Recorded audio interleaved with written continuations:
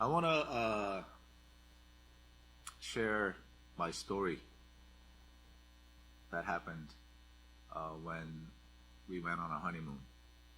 We went to St. Thomas.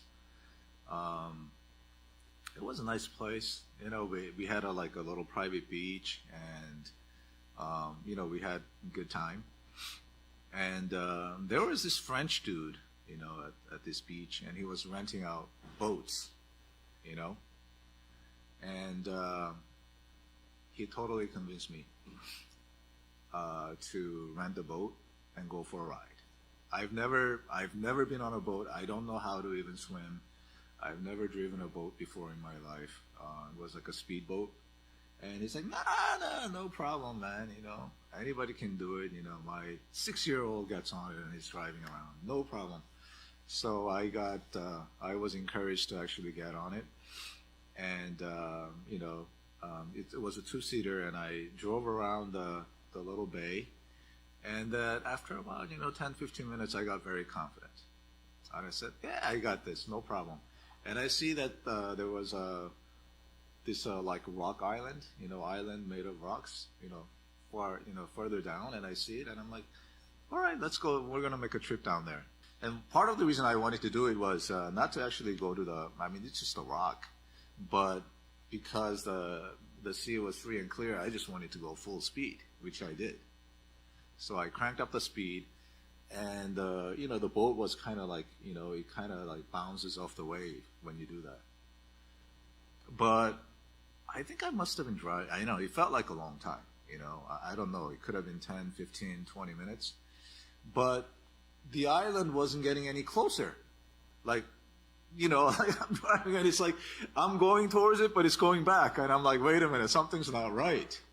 You know what? I think I want to turn around. I kind of woke up to the fact that I didn't know what I was doing. So I said, okay, this is not a good idea. Let's turn around. So I slow it down, and I try to turn the boat, and I realize, oh, my goodness. The waves were 6 feet high, at least 6 feet high. It was a huge wave. I didn't know. When I was going full speed, because the boat was bouncing off the waves, I had no idea how high those waves were. So when I was in the bay, it was like, blocked off in three ways. The winds were blocked off. But when I actually got out to the sea, the winds were really high. And the waves were really high, but I had no idea. And as I slowed the boat down to turn it around, and I turned it around, literally the boat was climbing up the wave, and it would plunge into the sea. It felt like you're going down to hell. That's what it felt like. And then the next wave would come, and just like you literally got this like massive amounts of water that was crashing to your face into your boat. But my wife is about to stand up. She's like, "Oh my God, we're dying! Oh my God!" And I felt like I thought I saw death. I saw death. I was very scared. And all I knew was I got to do something. And I told my wife to be quiet, not in so many words, but I didn't use nice words. I told her to be quiet and stay put, because you will kill us if you do that. Because now the boat was rocking this way when she got up, So I had to get her to sit down. And somehow I calmed down. I got really cold and calculating.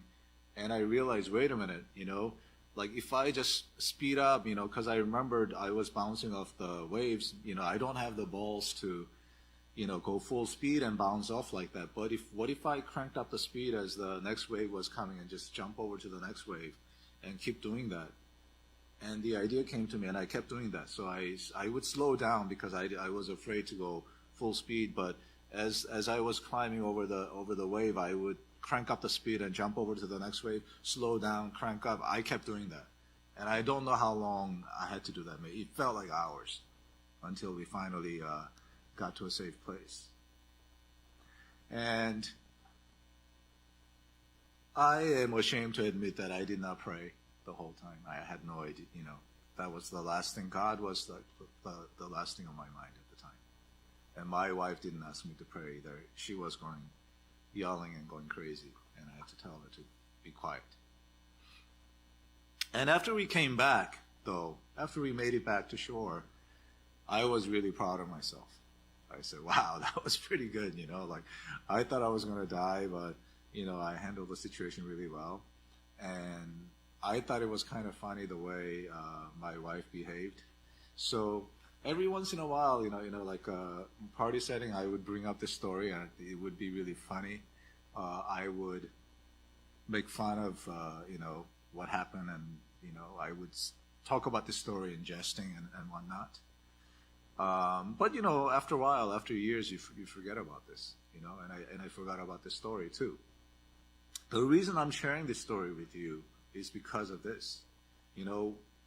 Our church began to share what God has done for you, to praise God, to really, every week, before COVID-19, we would spend, 10 minutes or so, talking about the things that God, they did for you, wonderful things. And so I prayed about it. I was praying and said, Lord, help me to remember all the things that you did, This week I want to share something, but help me to remember something really good that you did that I forgot about.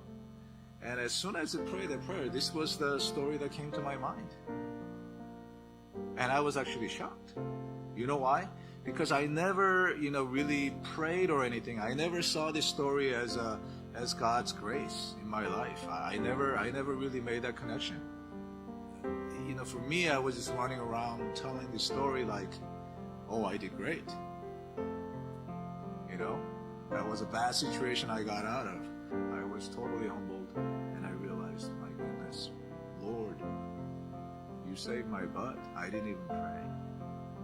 And I was running around, boasting about it, not even acknowledging your goodness. And you still came, and you still saved. He poured out his grace. He poured out his mercy. He knew that this jerk was going to run around, flaunting and bragging about this and not even acknowledging his goodness. He knew all that. And yet he still saved. Because it's good.